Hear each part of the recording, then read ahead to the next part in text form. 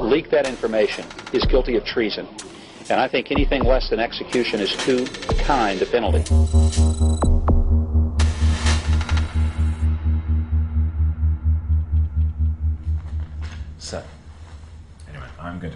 Je vais vous poser quelques questions qui seront, je l'espère, nouvelles pour vous. Mais ma première question n'est pas très originale. Pourquoi avez-vous décidé de créer Wikileaks? Non, ne regardez pas vos notes. Ok, sans mes notes alors. Laissez tomber vos notes. Soyez sympa avec moi. On a envie de vous voir humain. Vous voulez des réponses longues? C'est comme vous voulez. Vous avez combien de questions? J'en ai des tonnes. Soyez vous-même, c'est ce qui compte.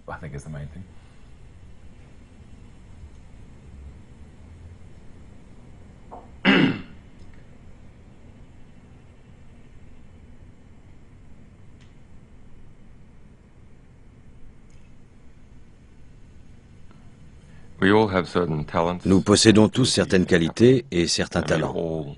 Et nous ne vivons qu'une fois. Nous avons tous notre personnalité et notre culture propre. Ma personnalité, mes compétences, mes acquis et ma culture d'origine, je suis australien, m'ont conduit à penser que je pourrais changer le monde selon mes convictions.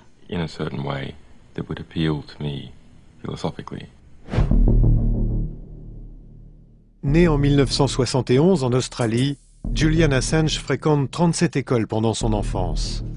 Il entame des études de physique à l'université de Melbourne avant de les interrompre. Sous le pseudonyme de Mendax, qui signifie « susceptible de mentir », il s'impose comme le plus doué des hackers australiens. En 1996, il est poursuivi pour avoir piraté le système du géant australien de la téléphonie Nortel. Il est l'un des premiers hackers à avoir été condamné. En 2006, il crée Wikileaks, un site web qui a pour objectif de révéler des informations confidentielles. À mesure que les secrets filtrent, Assange recrute un second en Allemagne, Daniel Domscheidberg, un programmateur en informatique qui vit à Berlin. Comment êtes-vous entré dans le projet? Je n'ai fait que participer à un chat. C'était suffisant à l'époque. C'est un type qui peut être très sympa. Il est très intelligent et il a le sens de l'humour. Voilà pourquoi j'ai commencé à travailler avec lui. Je pensais que cela pouvait être une bonne chose. Il s'agissait d'informer les citoyens, les consommateurs, de ce qui se passe dans le monde. Il ne s'agit pas de politique. Il s'agit juste de donner aux gens la possibilité de devenir meilleurs.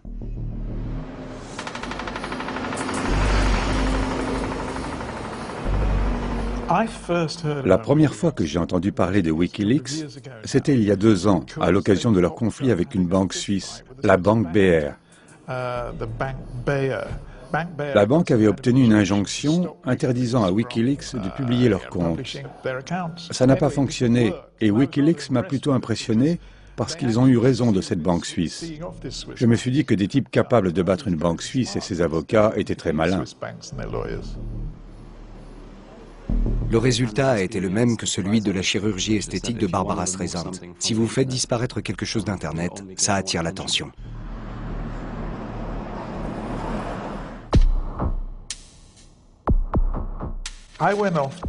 J'assistais à une rencontre de journalistes en Norvège où je devais prendre la parole. L'un des intervenants était Julian Assange. C'est là que j'ai compris que Julian Assange incarnait Wikileaks, qu'il était Wikileaks. On a tout de suite sympathisé. J'ai dîné avec lui, c'était un type fascinant. Il a beaucoup de charisme. Nous avons beaucoup trinqué et mangé des steaks de renne. À la fin du repas, Julian était très excité. Il ne tenait plus en place et il m'a dit « Vous voulez que je vous montre un truc?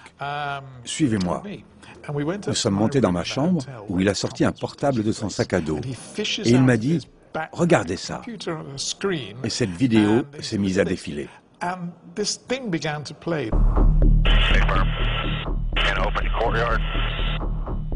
Roger, I just estimated there's about 20 of them. Yeah. Oh, yeah.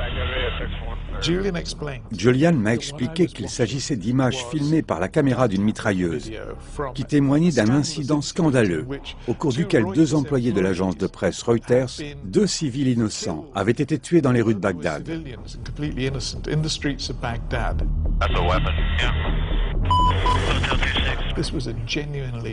Il avait découvert qu'on avait étouffé un incident vraiment scandaleux. Light them all up.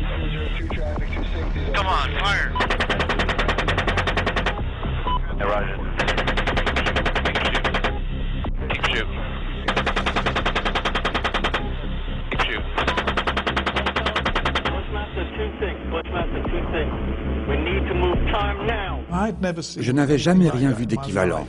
J'étais abasourdi. He's getting up. If he has a weapon though in his hand? No, I haven't seen one yet. Dans la deuxième partie de la vidéo, on voit l'homme blessé se traîner sur le sol. All I gotta do is pick up a weapon.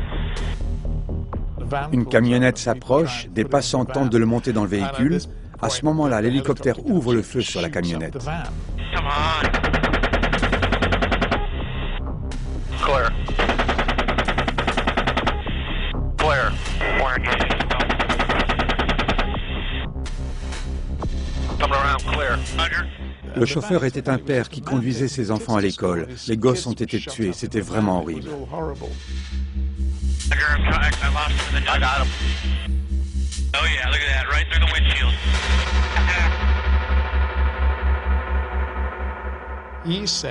Il disait avoir obtenu ce document d'une source militaire sans préciser laquelle. Il était très remonté.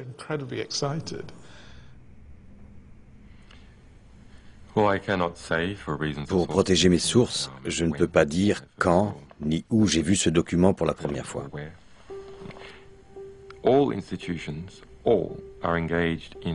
Toutes les institutions se livrent à des activités illégales. Quand on veut trouver des informations qui peuvent amener un État à être plus juste, il faut chercher les informations que l'institution ne veut pas diffuser. J'ai toujours dit que la censure, si elle est condamnable, est aussi un motif d'optimisme. La censure trahit la peur des réformes via la connaissance.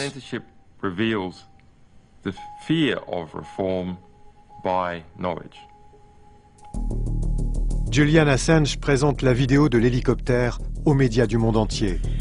Elle a été montée de manière à obtenir un impact maximum. Il l'intitule « Meurtre collatéral ». C'est l'exemple parfait de ce qu'il faut révéler.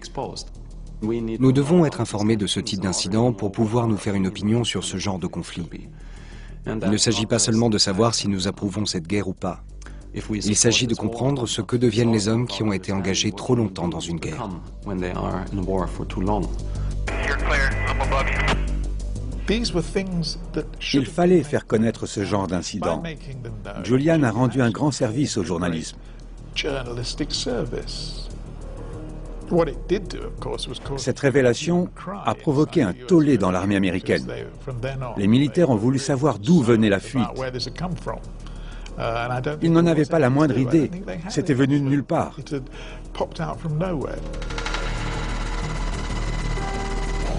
La base Hammer en Irak, le cantonnement du soldat Bradley Manning. Manning est un analyste du renseignement.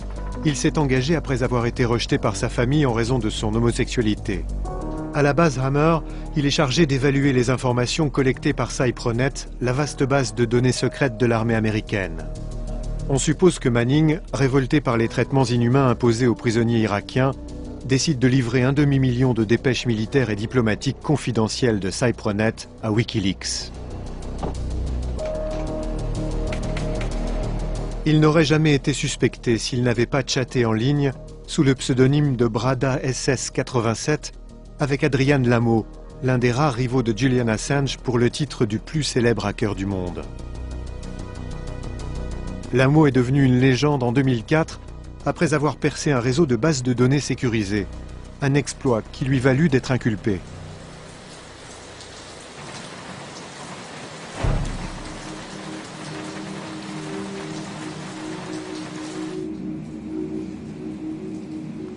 Nous avons tous nos propres tourments. Quels sont les vôtres?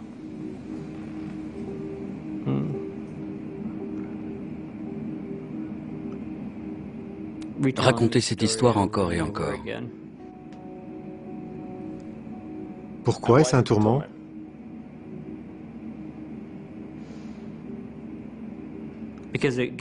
Parce que je revis l'un des choix les plus difficiles de ma vie.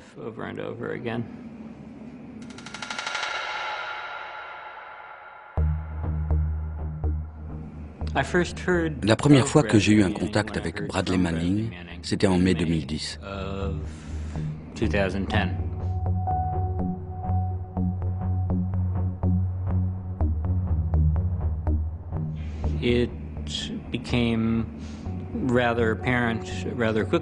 Très vite, il est devenu évident qu'il s'intéressait aux informations secrètes.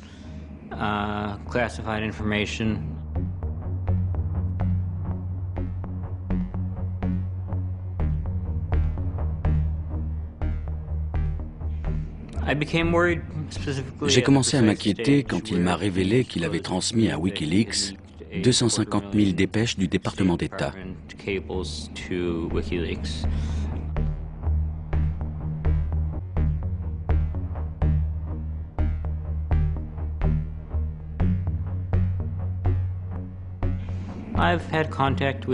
J'étais en contact avec un certain nombre de soldats sur le front qui s'ennuyaient dans leur boulot et qui voulaient bavarder. Mais aucun d'entre eux ne m'a jamais communiqué des informations pouvant mettre en péril des vies humaines.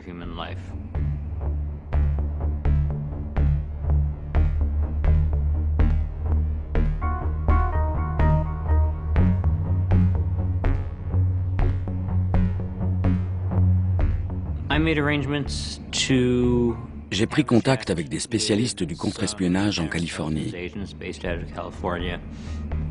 Ils étaient très inquiets de ce que Manning diffusait.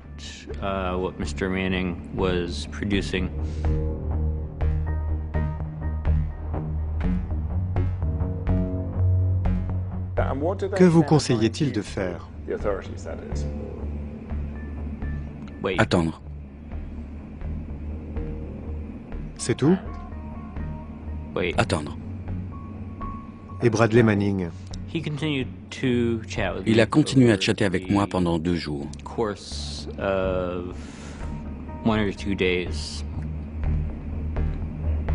Et un jour, il avait disparu.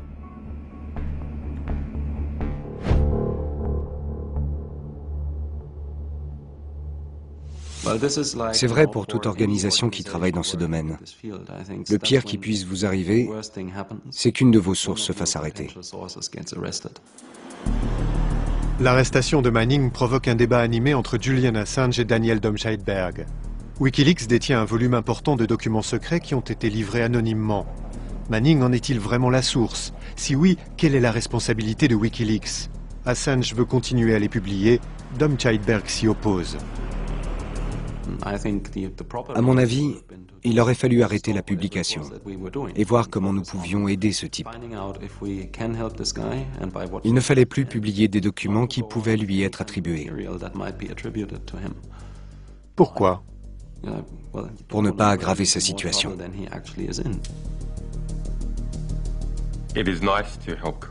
Il est facile d'aider les gens qui veulent la justice. C'est très facile. Mais ils s'inscrivent dans un cadre plus vaste. Ils sont les précurseurs d'un mouvement qui les dépasse. Et ce mouvement doit continuer. C'était un moment clé dans l'histoire de Wikileaks. C'était également un choix décisif quant à notre responsabilité. Nous aurions dû cesser de ne penser qu'à nous-mêmes.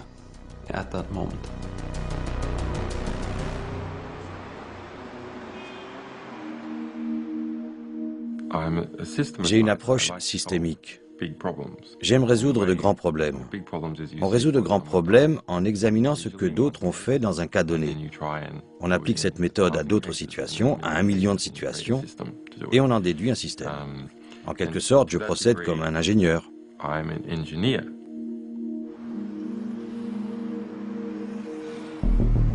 L'arrestation de Bradley Manning divise Wikileaks sur la conduite à tenir. Elle révèle également à la presse mondiale l'existence d'un vaste fonds de documents secrets. En juin 2010, j'ai écrit un petit papier dans le Guardian disant que le Pentagone enquêtait sur une grosse affaire de fuite. Ils avaient arrêté un soldat accusé d'avoir transmis une masse de documents secrets à une organisation appelée Wikileaks, dont peu de gens connaissaient l'existence. Je me suis dit qu'il serait intéressant de prendre contact avec le type qui dirigeait Wikileaks et de découvrir quels étaient ses secrets. Nick Davis est venu me voir et m'a dit « C'est le plus grand scoop de la planète ». Je réponds « Oui, peut-être ». Il me dit « Non, sérieusement, c'est énorme. Il faut rencontrer Julian Assange et s'entendre avec lui. » Je lui ai dit « Oui, pourquoi pas. » Nous savions qu'il se cachait, alors j'ai ajouté « Si tu y arrives, bonne chance. » Il m'a fallu un certain temps pour trouver Julian Assange parce qu'il craignait pour sa vie en raison des secrets qu'il détenait. J'ai fini par le localiser à Bruxelles. Nick est un grand journaliste. Il ne renonce jamais. Il n'a pas été découragé par ma réponse plutôt tiède.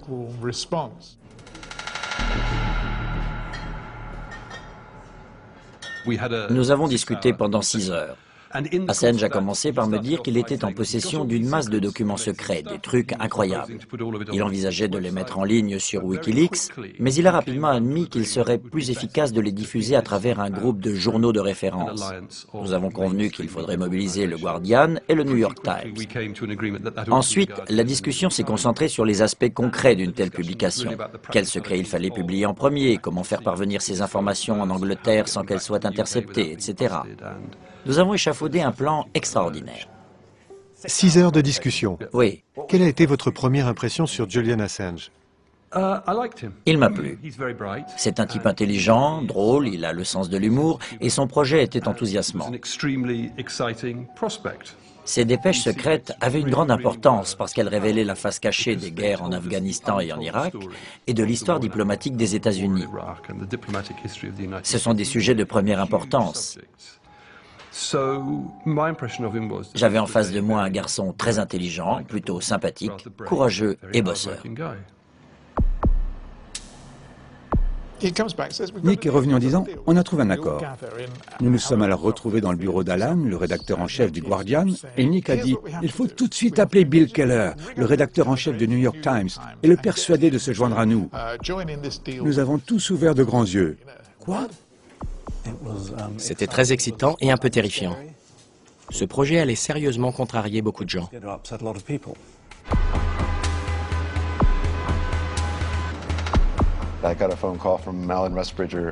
Alan Rusbridger du Guardian m'a appelé en me demandant sur un ton de conspirateur si j'avais une ligne sécurisée. J'ai répondu non, pas vraiment. Nous ne sommes pas la CIA. Puis il m'a expliqué à mots couverts qu'il avait accès à une masse d'informations secrètes et m'a demandé si ça m'intéressait. Bien sûr, ça m'intéressait. Je venais de passer 2 semaines au Pakistan, où je couvrais l'insurrection, quand Dean Baquet m'a appelé et m'a dit « Nous avons une mission pour vous à Londres. Vous allez rencontrer des gens au Guardian. » Le lendemain, j'ai sauté dans l'avion pour Londres. Nous devions avoir un partenaire américain pour protéger au maximum là où les sources, qui étaient probablement américaines.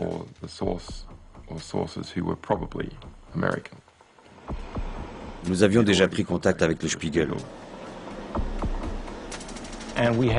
Nous ignorions que Wikileaks détenait déjà une telle masse de documents. Nous ne pouvions pas imaginer l'ampleur de ce qui allait se passer.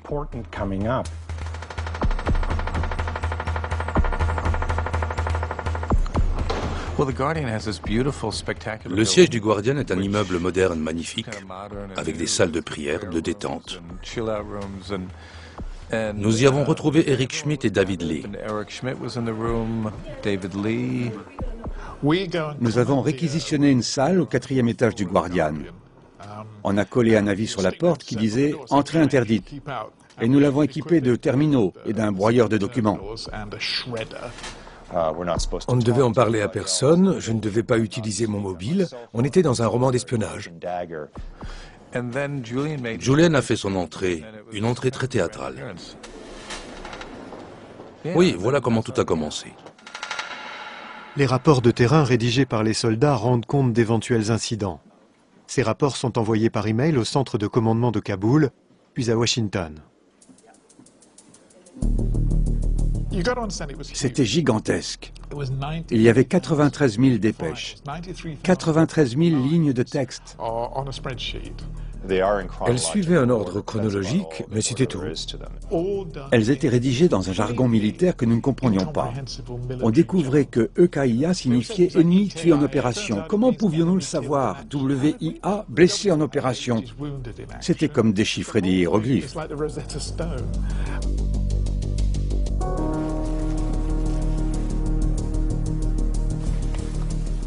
Il fallait avancer à l'intuition. Nous avons commencé par les victimes civiles. David Lee a cherché l'expression « victime civile » et il a trouvé quelques cas. Il les a vérifiés et a découvert que ces victimes n'avaient pas été signalées. Ces incidents étaient traduits dans le jargon militaire par l'expression « escalade de la force », ce qui était un euphémisme pour désigner des civils tués.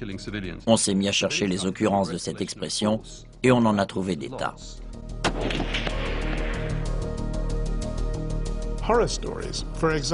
Il y avait des histoires horribles. Quand un véhicule s'approchait trop d'un convoi, les soldats devaient suivre une procédure prédéfinie pour l'éloigner. Mais à mesure que l'on avançait dans les dépêches, on découvrait la réalité. Dans plusieurs cas, une voiture s'était approchée imprudemment d'un convoi et le mitrailleur à l'arrière, sans doute paniqué, avait ouvert le feu et tué les passagers. «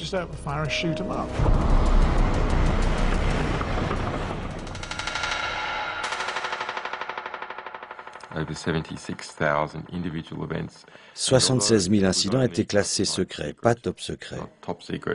Mais on découvrait aussi des allusions à des opérations top secrètes.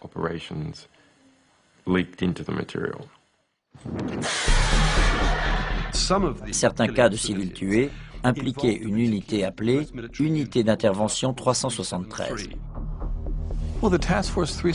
L'unité 373 était un groupe chargé d'assassiner des civils afghans suspectés d'être des talibans.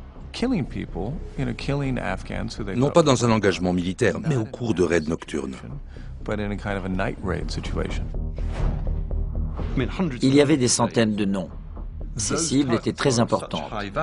Au cours d'une opération de liquidation d'une cible, il était parfaitement admis de tuer des civils qui se trouvaient à proximité. On se dit, mon Dieu, mais c'est horrible. C'est horrible et on nous l'a caché.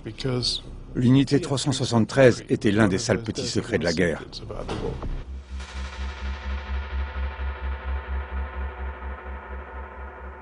Sans que la presse en soit informée, la source supposée des fuites est transférée à la base des Marines de Quantico en Virginie. Le soldat Manning est inculpé pour avoir transféré sur son ordinateur personnel des informations classées et pour avoir divulgué des informations militaires à une source non autorisée. On pensait tous à Bradley Manning. Je me souviens avoir demandé à Julian Assange « Quand avez-vous parlé à Bradley Manning pour la première fois ?» Il m'a regardé avec son petit sourire et m'a dit « Qui a dit que j'ai parlé à Bradley Manning? Je ne lui ai jamais parlé. » Le secret est un principe fondamental de Wikileaks. Il s'agit de protéger l'identité de nos sources. Nous avons toujours pensé que Bradley Manning était l'homme clé. Si effectivement Bradley Manning était la source de ces informations, Julian Assange n'a joué qu'un rôle d'intermédiaire. Il a mis en ligne des informations recueillies par un autre. Le vrai sujet, c'était Manning. Selon le point de vue, c'est le méchant ou le héros de l'histoire. En tout cas, c'est lui qui a provoqué ce raz-de-marée d'informations. Je ne sais pas quels étaient les mobiles de Lamo dans cette affaire, mais il passera à la postérité comme l'un des plus grands mouchards de l'histoire. À un certain moment, vous lui avez dit « Fais comme s'il s'agissait d'une confession ». Pourquoi avez-vous dit ça? Je n'ai pas dit ça.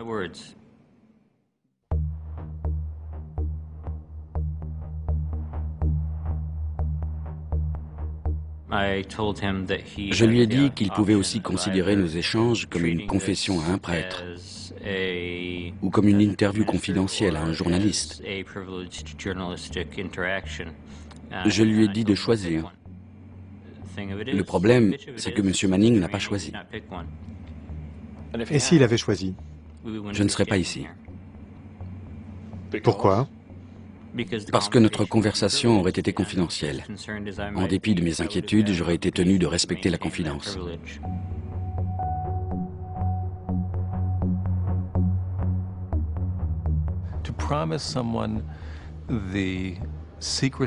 Promettre à quelqu'un le secret de la confession et ensuite le livrer aux autorités fédérales, c'est ce qu'on peut faire de plus malhonnête. On viole les règles élémentaires de la morale.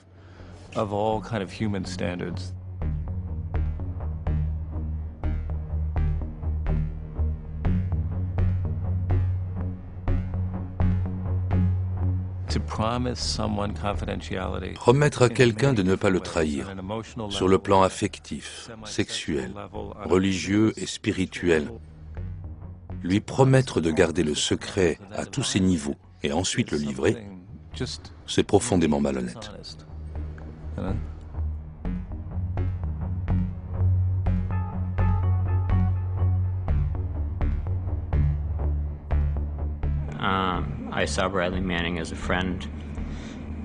Je considérais Bradley Manning comme un ami. J'avais le choix entre trahir un ami ou mettre en danger des vies. Il n'y avait pas un bon choix et un mauvais choix. Il y avait deux options et il fallait choisir la moins mauvaise. Les deux options étaient pourries.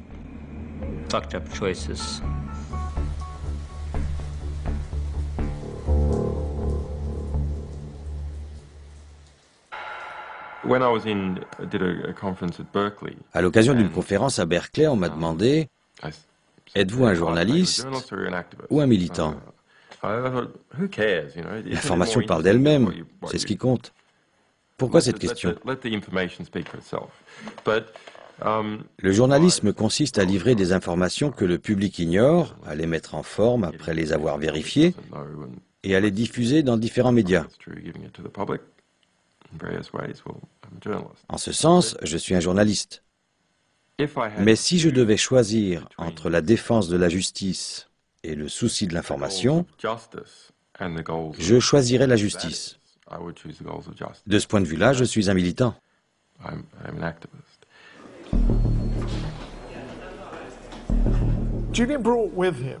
Julian possédait un charisme certain. Il se comportait comme le grand prêtre d'un culte. Nous disions en blaguant que les gens qui l'entouraient étaient prêts à mourir pour lui.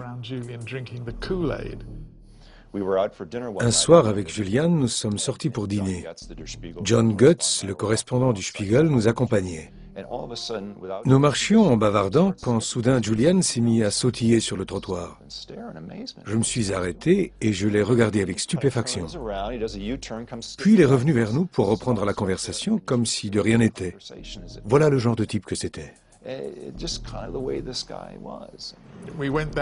Nous sommes allés dîner au restaurant de la gare juste à côté. Il était assez tard. Il a avalé une douzaine d'huîtres et du fromage. Je lui demande s'il a un hébergement pour la nuit et il répond que non. Alors je lui propose de dormir chez moi. Je l'emmène chez nous et je lui montre un lit. Mais il n'a pas dormi. Il a passé la nuit à bidouiller sur son portable. Et à 5 heures du matin, il s'est écroulé de sommeil. Il avait encore son blouson de cuir brun boutonné jusqu'au cou. Il s'est endormi tout habillé à 5 heures du matin. C'est vraiment un type bizarre. On avait l'impression d'avoir affaire à un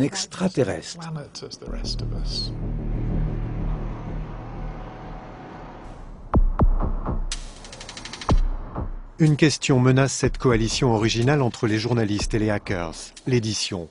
En d'autres termes, la suppression de détails, même minimes, qui pourraient contribuer à l'identification des individus.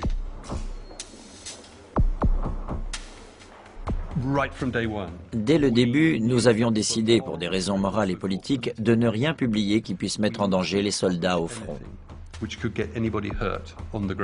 Si l'on publiait un article qui pouvait provoquer des représailles, des blessés ou des morts au sein des troupes de la coalition, nous serions dans une situation intenable. Par conséquent, nous avons censuré les lieux et les tactiques sensibles. Mais nous avons vite été confrontés à un autre dilemme. Un certain nombre de rapports de terrain nommaient des civils afghans qui avaient informé les troupes sur le terrain. Publier leurs noms, c'était les exposer. Nous avons décidé de supprimer ces références qui pouvaient entraîner l'assassinat de civils afghans. Ce n'était pas notre mission.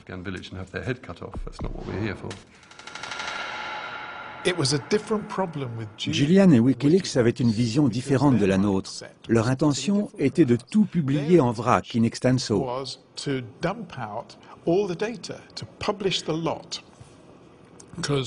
Julian disait, c'est comme ça que nous procédons à Wikileaks. On publie tous les rapports sans rien éditer. Nous avons répondu, Julian, vous ne pouvez pas faire ça. Nous ne voulons pas que vous fassiez ça.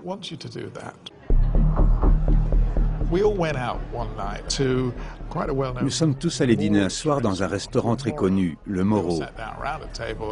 À table, nous avons dit à Julian, il faut régler la question des informateurs.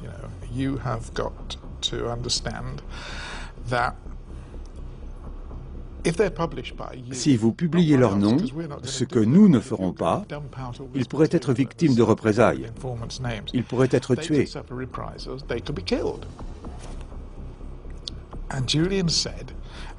Julian a donné une réponse qui a choqué tout le monde et qui a jeté un froid.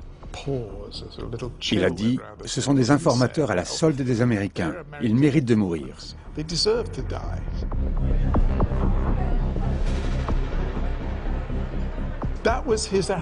Son attitude nous a fait comprendre qu'il y avait un fossé entre notre conception du monde et la sienne.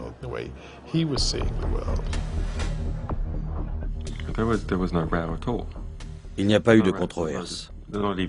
Il n'y a même pas eu l'amorce d'un débat. Mes collègues m'ont appelé pour me dire « Tu n'imagines pas ce qu'il veut faire. Il faut que tu nous aides. » J'ai envoyé un mot à Julian disant « C'est de la folie. Il faut que tu écoutes ce qu'ils te disent. » Nous avons eu une discussion à propos de l'Afghanistan. On risquait de mettre la vie de gens en péril. Dès le début, nous avons dit à Wikileaks que nous étions contre l'idée de tout publier sur Internet.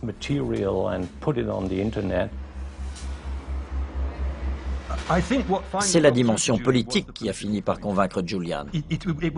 Il était évident, même quand nous travaillions sur les rapports de terrain afghans, que leur publication déclencherait une guerre des communiqués. Le Pentagone ne manquerait pas de nous accuser d'aider les terroristes. Bien sûr, ce n'était pas le cas, et je ne cessais de dire à Julian, si vous publiez tous les rapports, vous leur donnerez des munitions contre nous. Il faut dire à son crédit qu'il a fini par décider de retirer environ 17 000 documents, qui, selon lui, contenaient des noms.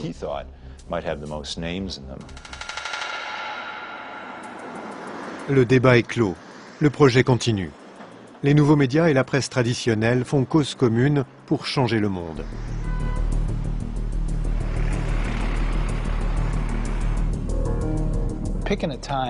Le choix de la date et de l'heure a été difficile. Nous devions tenir compte de notre fuseau horaire et de celui du Guardian. C'était une publication démentielle. Nous avons publié près de 17 pages de documents.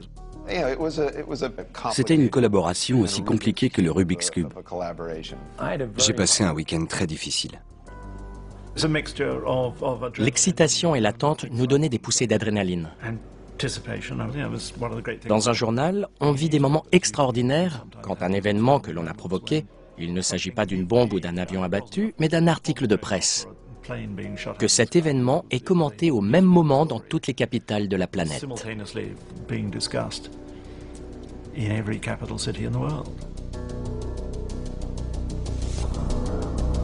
Guardian from this morning, 14 pages about this topic. Du jour au lendemain, nous avons rendu Julian et Wikileaks aussi célèbres que des rockstars.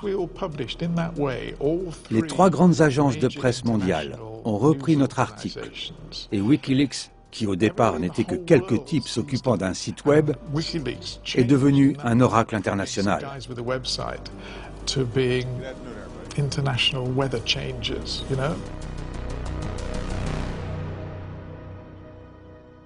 While I'm concerned about the disclosure of sensitive information, I really am appalled by the leak, condemn the leak. You know, these documents highlight issues which we've long known about, and in fact that we've incorporated into our revised strategy. 48 heures après, le monde entier parlait des victimes civiles, de l'unité d'intervention 373 et de tout ce que nous avions découvert dans les rapports de terrain.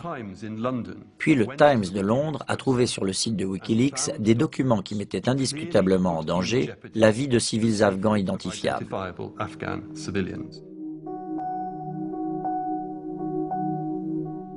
Cela a redonné la main au Pentagone et à la Maison-Blanche, qui ont réagi immédiatement avec un commentaire dévastateur. Wikileaks a du sang sur les mains. L'attention s'est focalisée là-dessus. C'était extrêmement frustrant parce que nous savions dès le début que nous aurions affaire à la plus grande manipulation médiatique de tous les temps et que nous venions de leur faciliter la tâche. Autrement dit, Julian Assange leur avait mâché le travail. The world is a dangerous place. I think we're at war and these documents are classified. I can't imagine this happening during World War II. But the people who've leaked these documents could have blood on their hands. La vérité, c'est que nous n'avions pas fait le travail d'édition que nous avions promis de faire sur les documents de l'Afghanistan. On n'avait rien fait. Le projet avait changé de finalité. On publiait pour le plaisir de publier. À cet instant, on a franchi une ligne qui ne doit pas être franchie. Il s'agissait de montrer qu'on avait le pouvoir de publier ce que l'on voulait, sans en être empêché. Quel est l'intérêt d'une telle démarche, sinon de devenir une autre de ces organisations qui font impunément ce qu'elles veulent? Alors qu'à l'origine, nous voulions combattre les institutions qui agissent dans l'impunité. Vous comprenez ce que je veux dire? Il m'a semblé qu'il y avait là une certaine contradiction.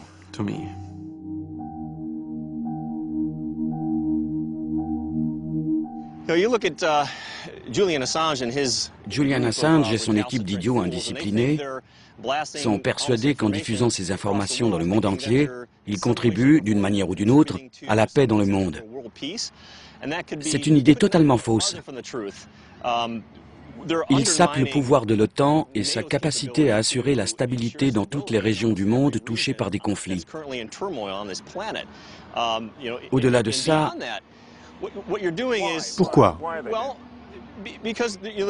Parce que les gouvernements doivent faire appel à certaines organisations. Vous connaissez l'expression « il faut des salauds pour faire le sale boulot ». Il y a des sales boulots nécessaires.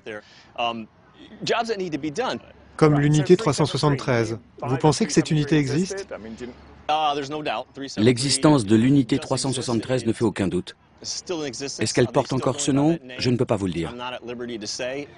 Elle existe et son boulot consiste à capturer ou à éliminer des cibles prioritaires, à les retirer de la liste des vivants.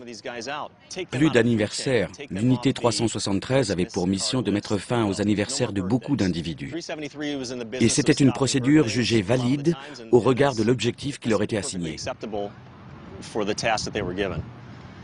The release of these documents are potentially severe and dangerous for our troops, our allies and Afghan partners.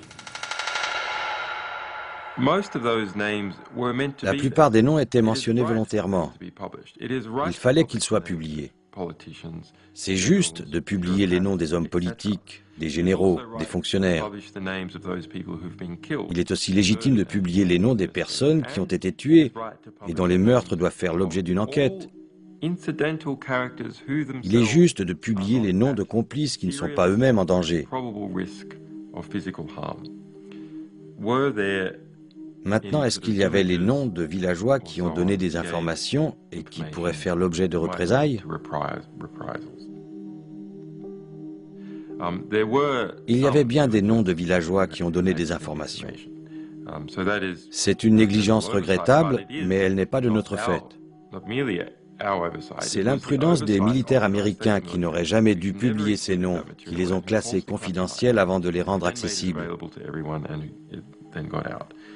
C'est aussi la responsabilité des journalistes du New York Times, du Spiegel et du Guardian, qui n'ont jamais fait allusion à ce genre d'informations, alors qu'ils devaient examiner chaque document.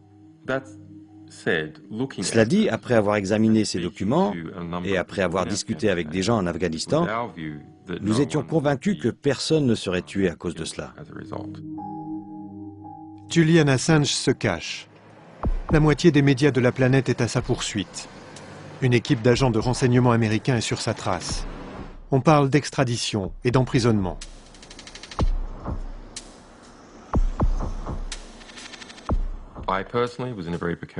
J'étais dans une situation extrêmement précaire et nous craignions une attaque surprise et simultanée sur tous les continents où nous avions des correspondants.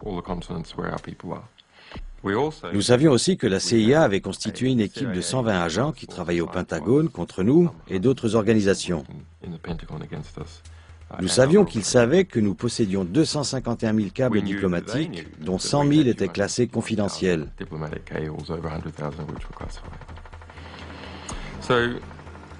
Dans ces conditions, nous étions disposés à confier au Guardian une copie de ce matériel pour le mettre en sécurité. C'est Julian Assange qui a écrit ce petit mot. C'est une espèce de souvenir qui date de juillet 2010. Il a noté le mot de passe qui devait nous permettre d'accéder à l'ensemble des 250 000 dépêches du département d'État. Il a ajouté que ce fichier serait détruit quelques heures plus tard. Le mot de passe était un recueil de documents d'histoire de 1966 à aujourd'hui, suivi d'un petit signe. Il m'a dit, voilà ce que j'ai noté, et quand vous entrerez ce mot de passe, il faudra ajouter un mot supplémentaire pour que la phrase devienne un recueil de documents d'histoire diplomatique. J'ai dit, très bien Julian, je m'en souviendrai, et j'ajouterai le mot supplémentaire. On était dans un James Bond.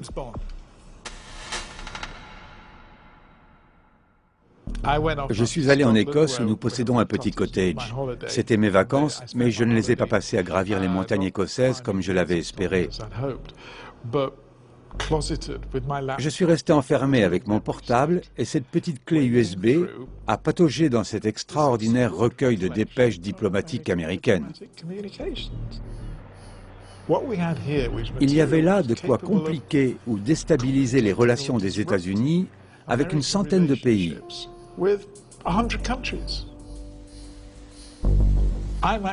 Je suis devant mon ordinateur en Écosse où il pleut à verse à découvrir ces documents incroyables en me disant « Grand Dieu !» Quand mon téléphone sonne et mon collègue Nick Davis me dit « Tu ne devineras jamais, Julian est en Suède où il a été arrêté pour viol. »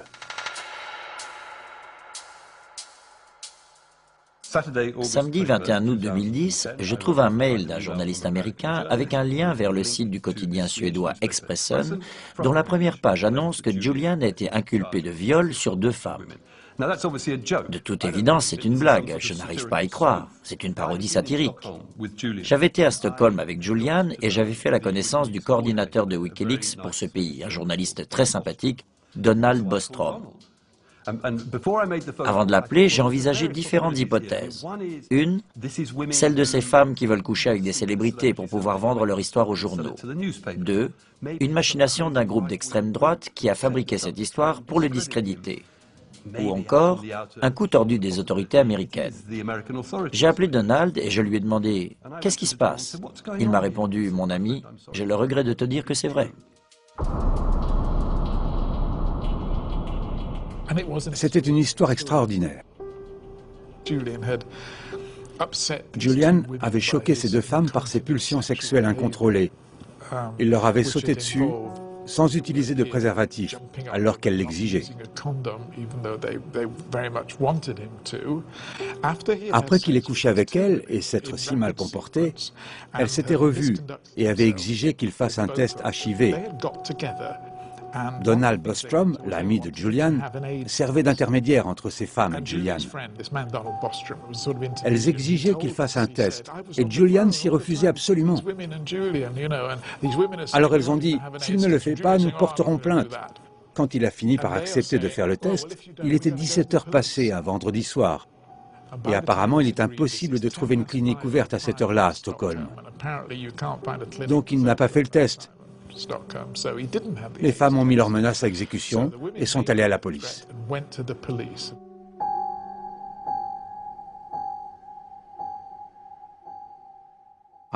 J'ai appris ça quand j'étais en vacances. Je me suis dit, c'est impossible. C'était une sale affaire. Nous avons tenté d'en discuter en interne. Mais le message était qu'il n'y avait pas matière à discussion. Julian refusait d'en discuter. Absolument, il refusait d'en parler. Assange est entendu une fois par la police. Et il quitte la Suède en déclarant « Il ne s'agit pas d'une enquête pour viol, mais de quelque chose de plus sinistre ». Julian Assange says his own country's intelligence service warned him of a dirty tricks campaign shortly before he was the subject of a rape allegation. Assange says all the allegations against him are untrue. That's what he told everybody. Il a dit à tout le monde qu'on l'avait mis en garde contre une opération subversive de la CIA. Ça a été sa première réaction. Elle a été publiée dans le monde entier et beaucoup de gens ont commencé à y croire. Mr. Assange says the allegations against him are politically motivated. Swedish prosecutors want to question him about 3 allegations of sexual assault and 1 of rape.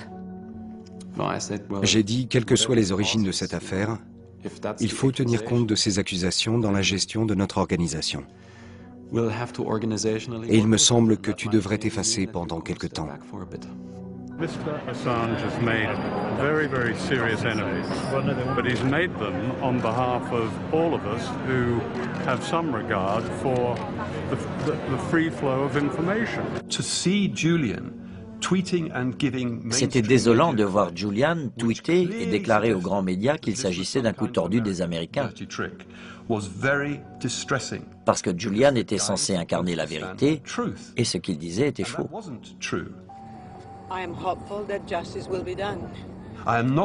Je ne dis pas que Julian est coupable, je n'en sais rien.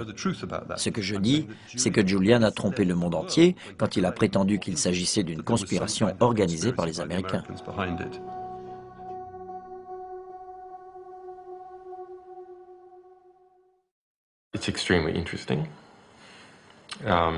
Cette affaire a mis en lumière un ensemble de relations singulières entre la Suède et les États-Unis dont je n'étais pas conscient. Même mes points de vue les plus cyniques sur la Suède étaient loin de la réalité.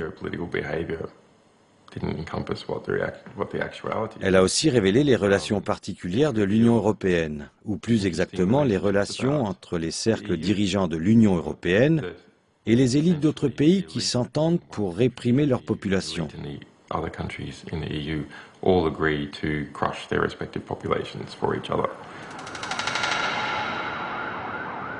De retour à Londres, Assange règle ses comptes avec ceux qui, au sein de Wikileaks, remettent en cause son rôle de dirigeant. Il suspend Daniel Domscheit-Berg pour manque de loyauté, insubordination et déstabilisation dans une situation de crise.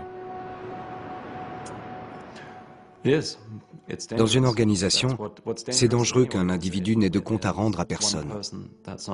Ce n'est pas comme ça que l'on gère une organisation. Pourtant, une fois de plus, cela faisait partie des principes fondateurs de Wikileaks. Les alliés d'Assange dans la presse s'intéressent davantage au prochain scoop. 360 000 dépêches militaires en provenance d'Irak. Je me dis qu'il faut poursuivre notre entreprise. On ne sait pas ce qui va arriver. Je me demande ce que Julian va devenir. Il peut se faire arrêter avec tous les documents en sa possession, ou il peut s'enfuir, passer dans la clandestinité.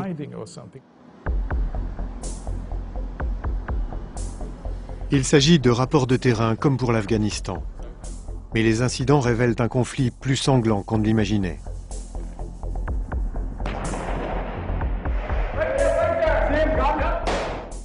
La révélation essentielle des documents irakiens, c'est le nombre de morts.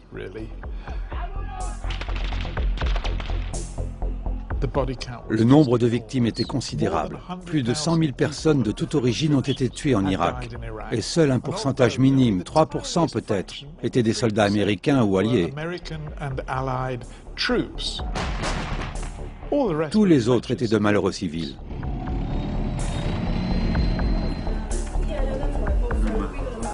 J'avais sélectionné de nombreux documents sur les détenus torturés par les forces de sécurité irakiennes. Les Américains avaient connaissance de 1300 cas, y compris des gens torturés à la perceuse électrique, électrocutés, blessés par balles et qu'on avait laissés sans soins.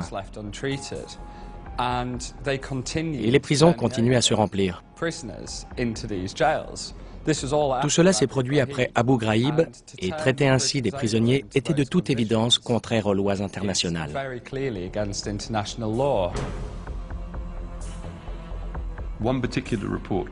Un rapport faisait état du meurtre d'un détenu par des soldats irakiens qui avait été filmé et dont on avait remis la vidéo aux forces américaines. Les Américains n'ont pas réagi. Nick Davis est heureux de travailler sur le dossier irakien, mais il rechigne à être le contact privilégié de Julian Assange. Les deux hommes s'opposent sur le projet de Julian de donner une couverture télévisuelle aux rapports afghans. J'ai découvert que Julian Assange avait livré l'ensemble des rapports afghans à 3 organes de presse, y compris les documents que nous avions eu tant de mal à sélectionner. Il savait très bien qu'un organe d'information s'investit dans des dossiers uniquement s'il a une garantie d'exclusivité. Il nous avait donné cette garantie et nous avions investi des dizaines de milliers de livres dans ce projet. Mais il a tout donné à d'autres médias. Ce qui était encore plus grave, c'est que nous avions préservé le secret parce que nous savions qu'il était facile pour le Pentagone, compte tenu des lois anglaises sur la presse, de nous traîner en justice et de nous interdire de publier. Le secret était vital et il a tout exposé. Nous avions fait confiance à ce type et il était impensable pour nous qu'il ait pu manquer ainsi à sa parole.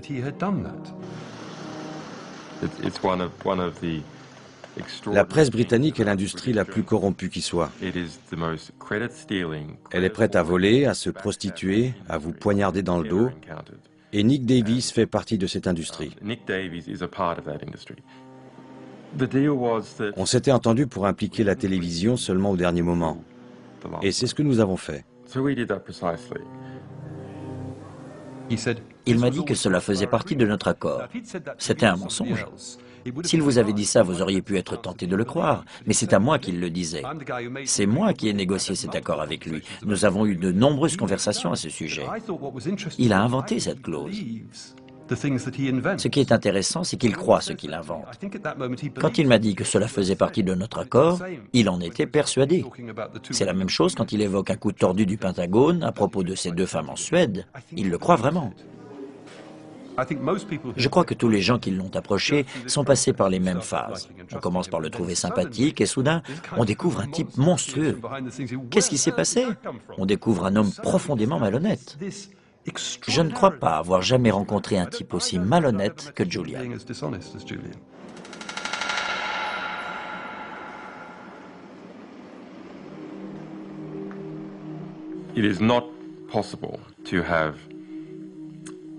Un grand média puissant qui n'est pas corrompu, ça n'existe pas.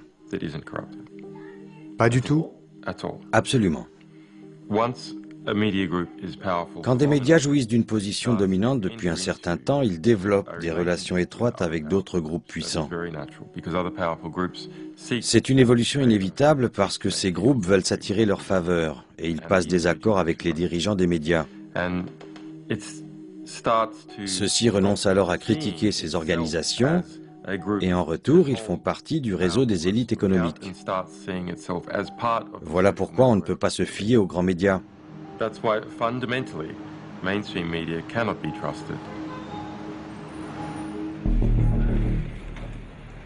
L'alliance de plus en plus fragile entre Assange et les grands médias survit pourtant assez longtemps pour assurer la publication des documents irakiens.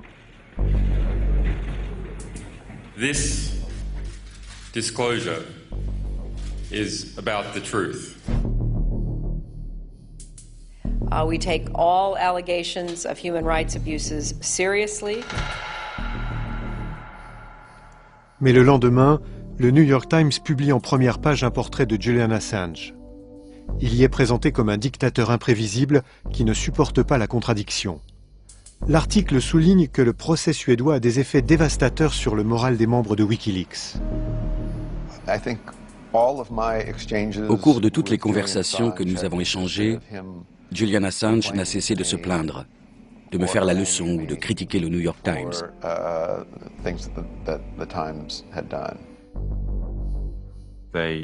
Ils ont publié un article calomnieux rempli d'inexactitudes qui m'attaquait personnellement et s'en prenait à Wikileaks. C'était facilement vérifiable. C'était une attaque malhonnête, digne de la presse à sensation. Il a exigé une rétractation. Je crois même avoir entendu le mot diffamation. Je l'ai écouté jusqu'au bout, mais nous avons refusé de nous rétracter. Furieux, Assange décrète que le New York Times est exclu de l'accord. Il n'aura pas accès au dernier lot de documents, le plus révélateur, 250 000 dépêches secrètes envoyées par les ambassades américaines du monde entier. Nous avions compris très vite que nous avions affaire à un individu imprévisible. Et je n'ai pas été choqué d'apprendre qu'il avait l'intention de nous exclure du projet. Mais j'ai éprouvé un sentiment de perte.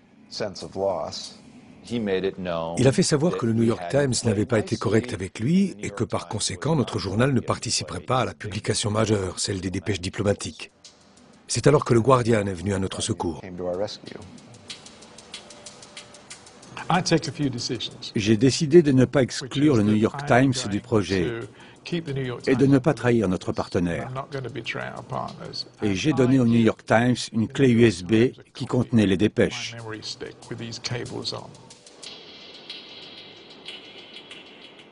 J'ai trouvé ça déplorable, absolument inacceptable.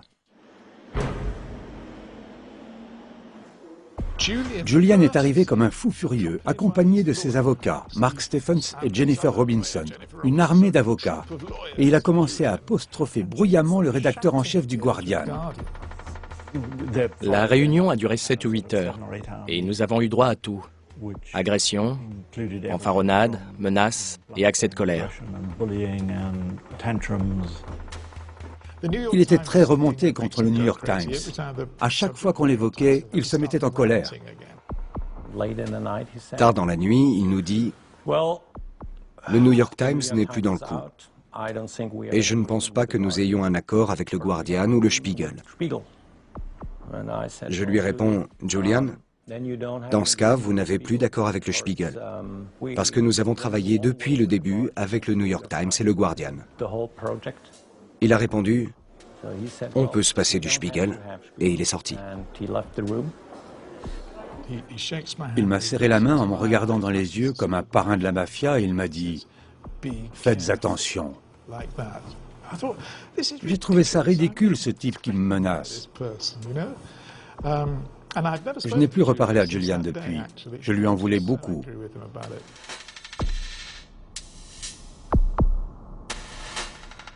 Dans toutes les bonnes histoires, il y a un Judas. Celle-ci en a deux.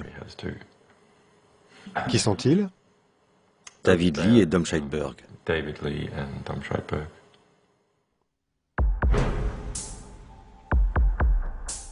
Alors que le partenariat entre Assange et les grands journaux se délite, les conditions d'incarcération de leurs sources présumées s'aggravent.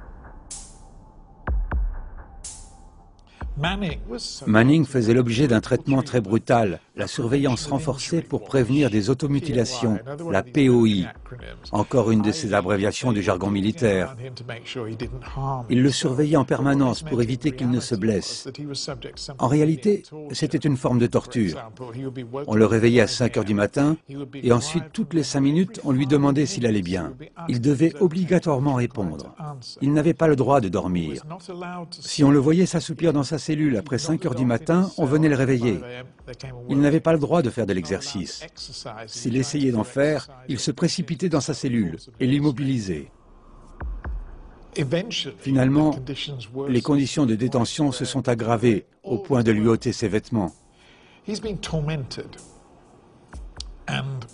On l'a harcelé dans l'espoir qu'il craque et implique Assange dans une conspiration pour laquelle les Américains pourraient l'inculper.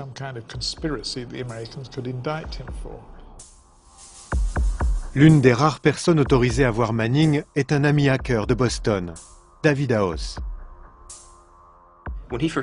Au début de son incarcération, c'était un garçon bronzé qui revenait d'Irak. Un type intelligent et dynamique, en pleine forme. Au fur et à mesure, il a maigri, il avait le teint gris et l'air épuisé, comme s'il venait de se réveiller d'une sieste de 12 heures. Pour juger de son état mental, il faut l'avoir connu avant.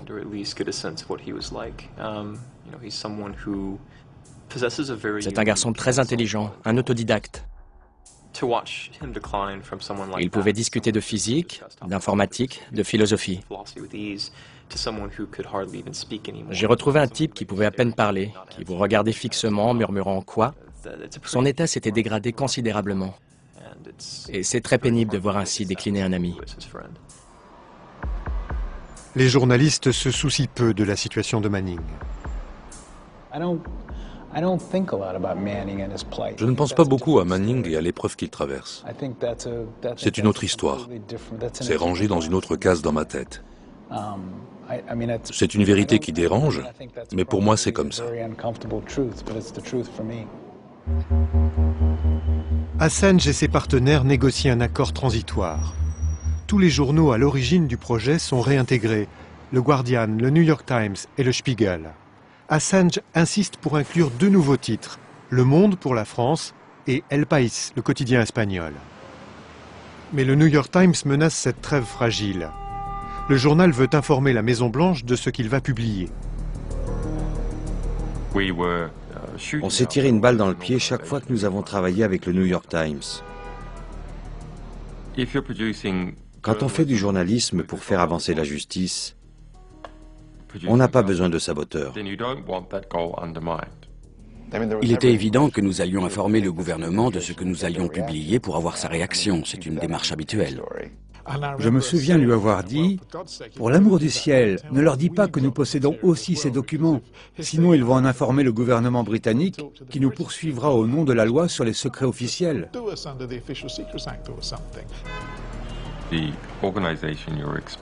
L'organisation que l'on dénonce ne devrait pas être informée avant les victimes. Bill Keller m'a dit un jour qu'il était journaliste, mais ce n'est pas mon type de journaliste. Dieu merci, je ne fais pas du journalisme à la manière de Bill Keller. Cette fois, la Maison-Blanche est furieuse et prête à agir. Elle ne veut pas que l'on publie quoi que ce soit. Ces fuites allaient avoir des conséquences graves. Nous savions que des gens cités dans les dépêches seraient mis en danger.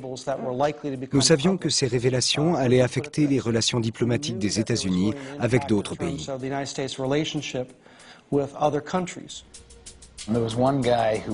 Il y avait un type de l'agence du renseignement militaire qui était très en colère, je ne me souviens plus de son nom, et qui nous a dit que la publication de ces documents était un acte antipatriotique. Tous les gouvernements ont des secrets.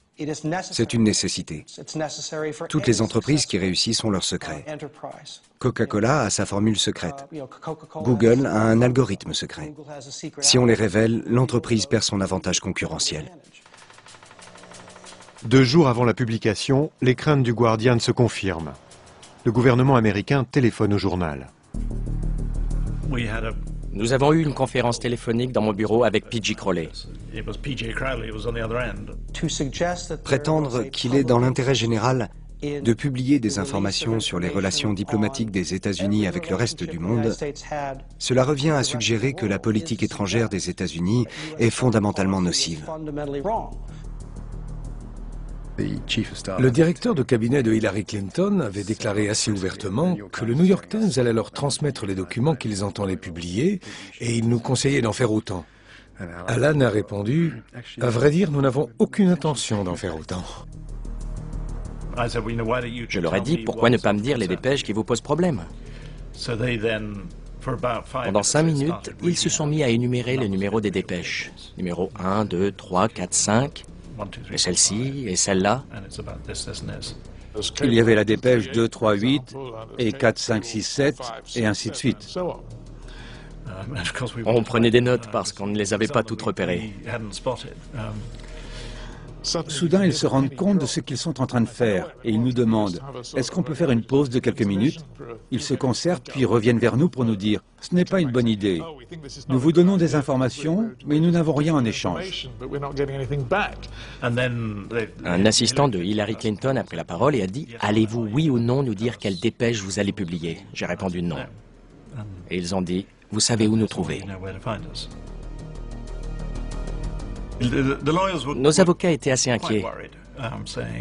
Ils m'ont dit, ils peuvent vous arrêter, demander votre extradition et vous interdire l'entrée aux États-Unis sur la base de la loi sur l'espionnage. Ces dépêches servent à informer le réseau diplomatique américain. Il est normal que ces discussions restent confidentielles.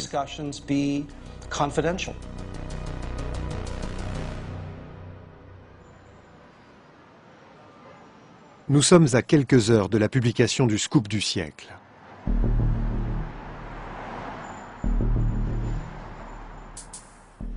Cinq journaux, dans 3 fuseaux horaires et dans 4 langues différentes.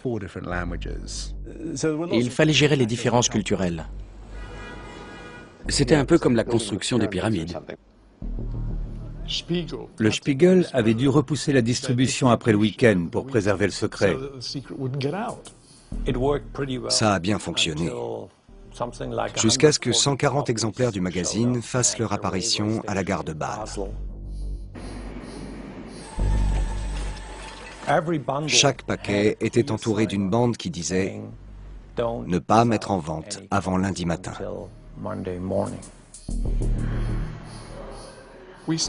Nous avons commencé à voir apparaître des tweets sur ce sujet. Quelqu'un avait acheté un exemplaire à la gare de Bâle. Il s'agissait du scoop le plus important de notre vie, en exclusivité absolue. Nous avions passé des mois à préserver cette exclusivité. Et soudain, voilà un type, Freelancer09, que personne ne connaît, et qui envoie sur Twitter, ligne par ligne, les documents publiés par le Spiegel. J'ai passé un dimanche après-midi épouvantable. J'étais désemparé parce que, toutes les 10 minutes, il fallait que j'informe mes partenaires de ce que le blogueur avait découvert. On était tous au bord de l'hystérie. On s'engueulait au téléphone et on a fini par admettre qu'on ne pouvait pas laisser faire. On a lancé la machine et on a tout publié en avance et dans le désordre.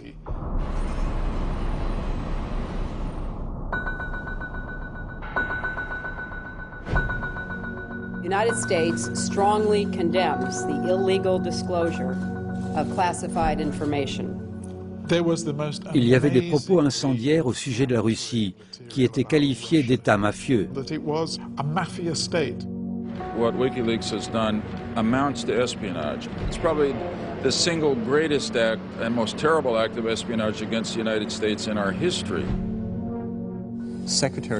Hillary Clinton, la secrétaire d'État, avait demandé à des membres de son ministère de recueillir des échantillons d'ADN de diplomates étrangers, ce qui est une violation de la Convention de Vienne. Selon le règlement des Nations Unies, les diplomates ne doivent pas se livrer à des activités d'espionnage.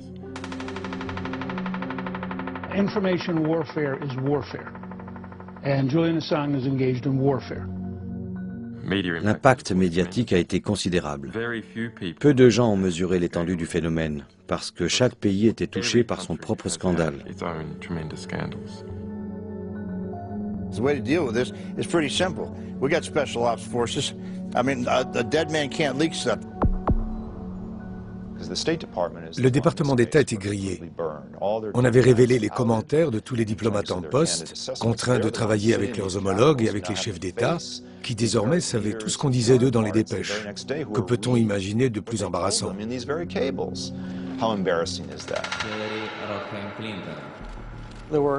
Un certain nombre de chefs d'État ont été extrêmement choqués, et la secrétaire d'État a dû apaiser bien des irritations. Les conversations allaient de l'échange très tendu aux réactions plus compréhensives et même amusées. Un ministre des Affaires étrangères lui a dit « Hillary, ne vous en faites pas. Si vous saviez ce que nous disons de vous... » Elle a déclaré qu'elle passerait le reste de sa vie à s'excuser. Vraiment? Elle peut passer le reste de sa vie à s'excuser des crimes qu'elle a autorisés.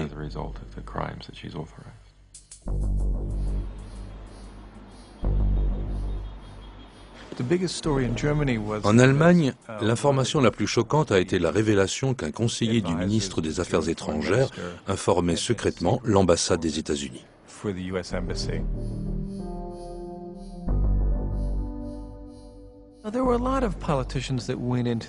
De nombreux hommes politiques fréquentaient l'ambassade des États-Unis, où ils échangeaient des potins sur la bêtise d'un tel ou l'absence d'avenir d'un autre. Tout cela était assez inoffensif. Ce qui a posé un vrai problème, et ce qui constitue une situation potentiellement dangereuse, c'est qu'un haut fonctionnaire livre à l'ambassade des États-Unis des documents relatant les négociations entre les partis de la coalition au pouvoir, esquissant la politique du gouvernement pour les 4 ans à venir. Cela permettait aux Américains d'agir et de peser sur les événements. Il était très choquant de voir un diplomate de haut niveau être plus loyal envers les États-Unis qu'envers l'Allemagne.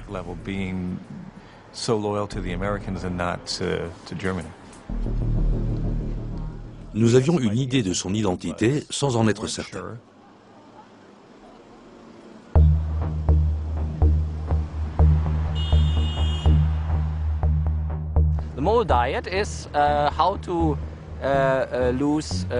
Le régime de la taupe consiste à perdre 6 kilos en 10 jours.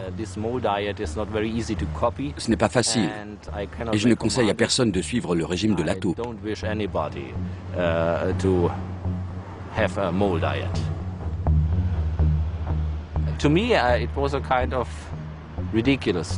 C'était une histoire ridicule. Suggérer qu'il y avait des agents qui offraient des documents secrets, c'est du cinéma d'Hollywood, mais ça n'a rien à voir avec les fonctions que j'occupais.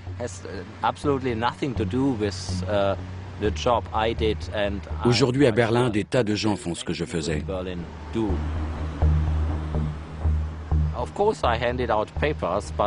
Bien sûr, je leur remettais des documents, mais ils ne contenaient pas de secret. L'un des documents était le programme électoral du parti, et un programme électoral a évidemment vocation à être publié.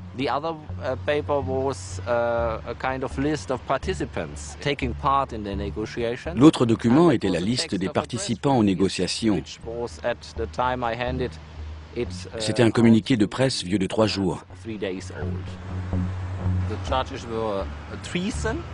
On m'a inculpé de trahison et d'espionnage, ce qui a déclenché une enquête du parquet fédéral.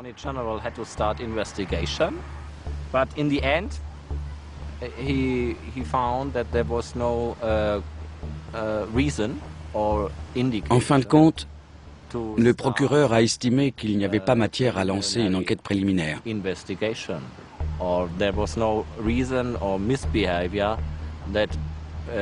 Qu'il n'y avait pas de raison d'entamer une procédure.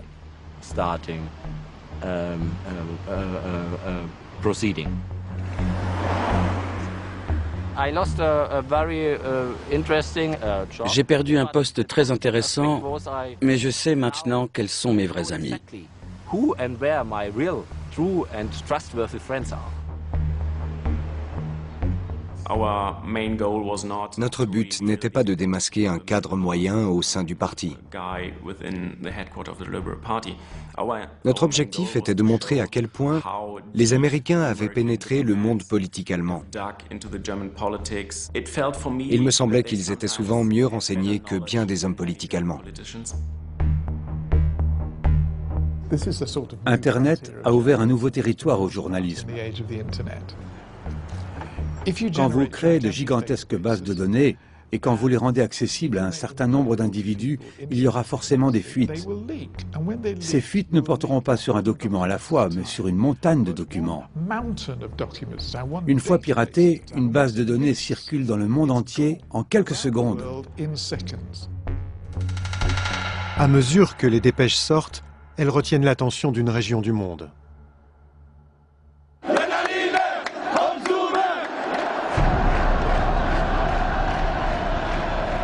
We hope that this is the beginning of the democracy. Il y a des événements positifs. L'opinion générale en Occident, c'est que les révolutions en Afrique du Nord et au Moyen-Orient sont une bonne chose.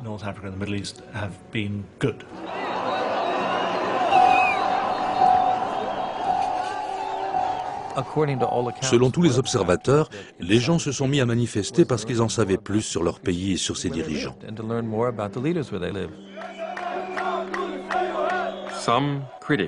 Certains critiques ont déclaré que les dépêches avaient contribué à déstabiliser le Moyen-Orient. Les faits leur ont donné raison. Notre réponse à ces critiques, c'est que nous ne voulions pas déstabiliser le Moyen-Orient, mais lui permettre d'évoluer vers un régime plus harmonieux et plus démocratique.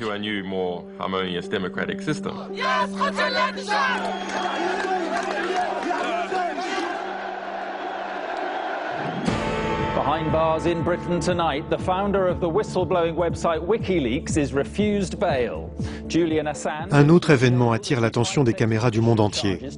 Julian Assange tente d'échapper à une procédure d'extradition qui l'obligerait à comparaître devant les tribunaux britanniques. Au lieu de regarder la Lune, nous avons regardé le doigt qui montrait la Lune. Julian a fait beaucoup d'erreurs. D'abord, l'absence d'édition des documents afghans a été dévastatrice. Ensuite, cette affaire de harcèlement sexuel en Suède a provoqué de gros dégâts. Ce qui était encore plus embarrassant, c'est son acharnement à ne pas dire la vérité. L'autorité morale et politique de WikiLeaks repose sur le respect de la vérité. Or, on ne peut pas maintenir cette autorité en racontant des mensonges. C'est incompatible.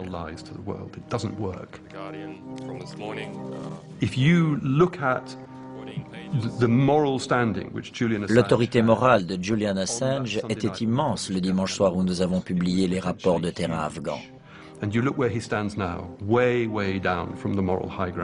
Aujourd'hui, il a perdu non seulement son autorité morale, mais aussi son impact politique, sa crédibilité.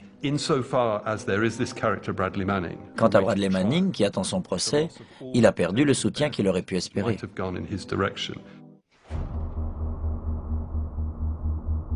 Bradley Manning doit répondre de 20 nouveaux chefs d'accusation, y compris celui d'intelligence avec l'ennemi, un crime passible de la peine capitale. Que diriez-vous à Bradley Manning s'il se trouvait en face de vous?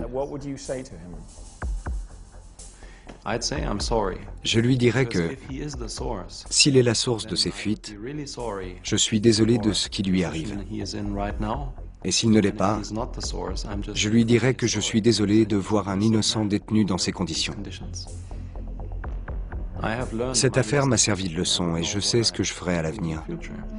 Si je me trouvais dans une situation analogue, j'arrêterais certainement les publications ou j'attendrais que la situation se décante pour avoir une idée claire du contexte.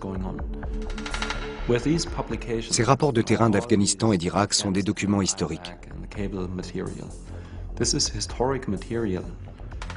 Mais leur publication n'a pas mis fin à la guerre. Retarder leur publication de quelques mois n'aurait pas changé grand-chose, mais cela aurait pu peser sur le sort d'un homme. Alors que les avocats de Manning préparent sa défense, on assiste à un dernier épisode du feuilleton WikiLeaks. Bravant la réprobation unanime, Julian Assange annonce qu'il va publier in extenso toutes les dépêches diplomatiques.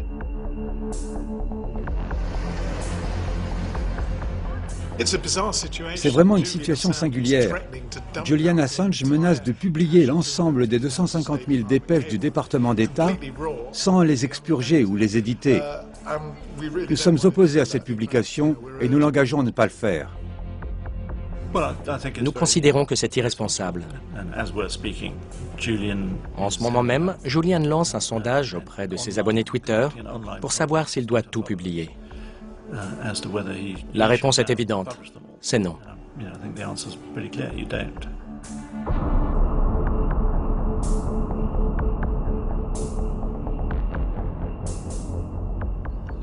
C'est la pire décision possible.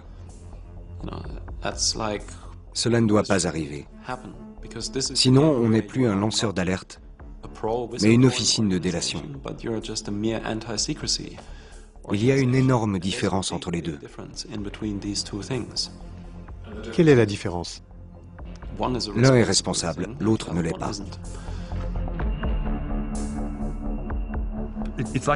On est dans une tragédie grecque. On voit le triomphe se transformer en désastre. Le Guardian et le New York Times ont sans doute commis des erreurs en cours de route.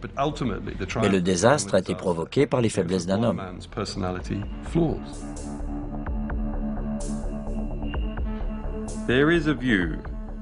Certains soutiennent l'idée que l'on ne devrait pas s'exposer à la critique d'avoir commis ou d'avoir contribué à commettre un acte potentiellement immoral. Pour eux, c'est plus important que de sauver des vies. D'après cette logique, il vaudrait mieux laisser mourir 1000 personnes que de risquer d'en écraser une en se portant à leur secours. D'un point de vue philosophique, je trouve cette position répugnante.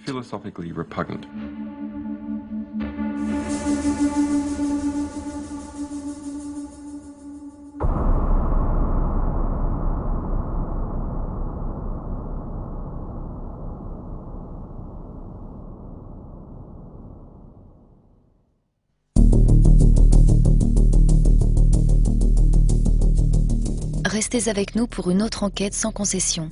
Cette fois sur l'extraction de l'uranium. Uranium et gâteau jaune. Ce titre caustique illustre bien à quel point les dangers qu'elle représente sont minimisés.